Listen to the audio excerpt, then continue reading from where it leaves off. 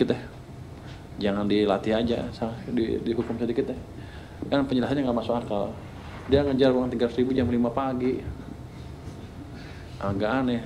Stres, mabuk kali malamnya dia. Ada aduan yang terbukti mengenai akun RR tuh, akun representatif di KPP 3 Raksa, namun bukan tindakan premanisme katanya. Tindakan yang dilakukan adalah akan receivernya mengingatkan tunggakan pajak sebesar 300.000 kepada wajib pajak pada waktu yang tidak wajar, yaitu pukul 5.41 pagi, dan mengancam akan mencabut status sebagai pengusaha kena pajak. Setelah klarifikasi kepada AR disebabkan karena beban kerja yang sangat tinggi dan takut lupa, kepada AR yang bersangkutan akan dilakukan pembinaan terkait komunikasi yang patut terhadap wajib pajak. Nggak masuk akal alasannya. Coba kasih sanksi sedikit deh. Jangan dilatih aja, dihukum sedikit deh. Kan penjelasannya nggak masuk akal. Dia ngejar uang 300.000 jam 5 pagi. Agak aneh. Stres, mabuk kali malamnya dia. Jamnya kecepatan. Jamnya kecepatan. Udah rumah orang. Woi, bayar. Kasih sanksi sedikit ya. Iya, Pak. Ada juga pengaduan yang tidak benar. Jadi ada beberapa pengaduan yang nggak bisa di ini, nggak usah banyak-banyak, nggak usah ini betul ya. Iya, Pak. Ada juga yang Udah kan tadi yang ini ya. ada PBB. Jadi gini, kadang-kadang nggak bisa diklarifikasi karena mereka juga ragu yang nelpon siapa gitu. Orang pemerintah, tim ini apa bukan, atau orang lain memeras. Jadi untuk itu ini sama nih, enggak sepanjang ini isinya sama nih detailnya. Untuk itu enggak, saya nggak mau baca detail, capek. Saya tahu kelemahannya kan, berarti yang 300.000 ini. Jadi gini. Oh yang baru ya, ini yang baru nih. Iya. Nomornya. Gini, untuk itu saya lupa kasih tahu waktu itu adalah nomor kontak yang akan melakukan konfirmasi ke pelapor itu harus clear. Nanti nomornya tolong disebutin ini. Ini. Ya, itu udah ada ya. 0815 9966 662. Kita akan melakukan konfirmasi pakai nomor ini. Jadi kalau di luar nomor ini nggak usah diangkat kalau untuk itu ya, kecuali temennya ya. Kalau nggak diangkat temen itu. Jadi kalau Anda mereka ngirim laporan ke saya, kalau yang nanya tentang laporan itu bukan nomor ini, jangan dijawab, jangan dipercaya. Jadi kita akan hanya melakukan pakai nomor tunggal ini, biar orang nggak takut.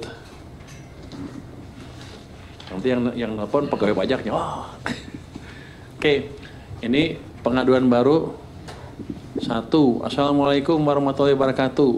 Selamat siang Pak, saya manajemen perusahaan jasa di Kota Karawang, Jawa Barat, mau bikin PKP dipersulit. Akhirnya diarahkan bikin via orang dalam, dimintai biaya 10 juta. Terima beres PKP.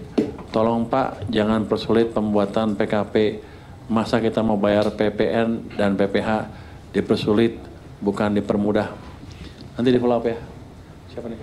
Pajak mana pajak? Oh ya. Dia follow up ya. Jadi timnya nih beda, bukan orang pajak, ini Inspektorat Jenderal dengan orang-orang yang di sana, orang-orang beliau semua.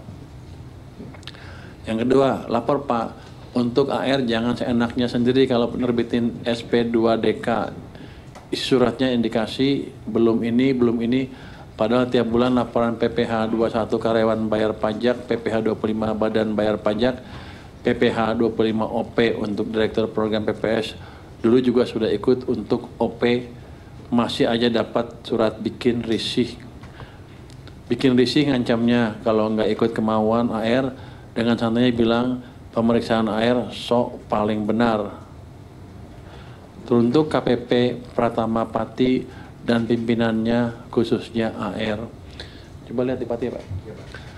Lu ada orang di sana sekarang? Di Pati ada orang? Harus kirim dari sini? Iya. Wow, tekor juga kalau gitu. Terbang lagi? Kayak kereta bisa. Yang dari ini monitor aja ya. Ya.